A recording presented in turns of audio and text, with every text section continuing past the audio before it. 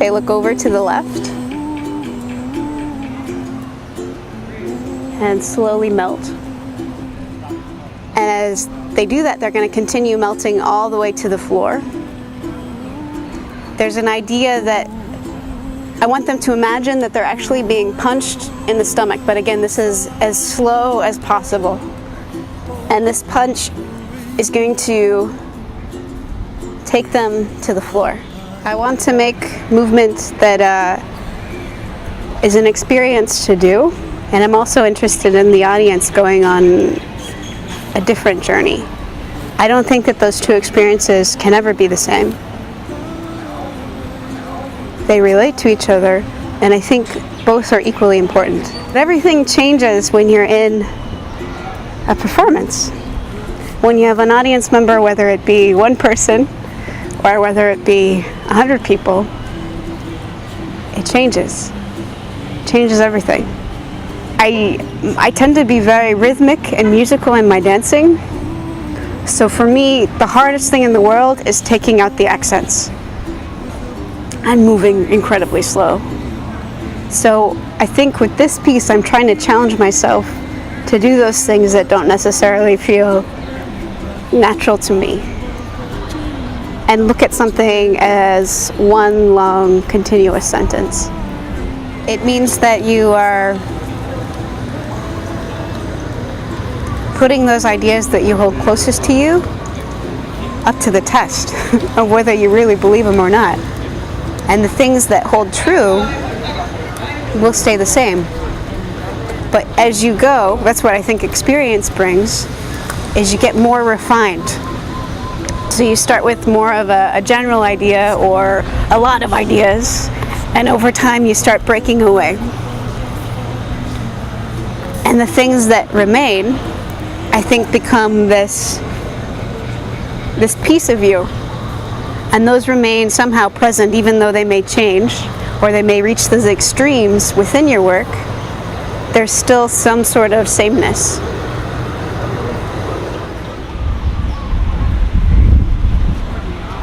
Your body being filled with sound. Slowly, as your body fills, from the bottom to the top, grow to standing. Remain soft and full as your right arm raises to the sky, coming into releve. This is the first step of the structure. So I don't know exactly what will happen on that course, but this is what I envision right now. And I'm okay with that changing.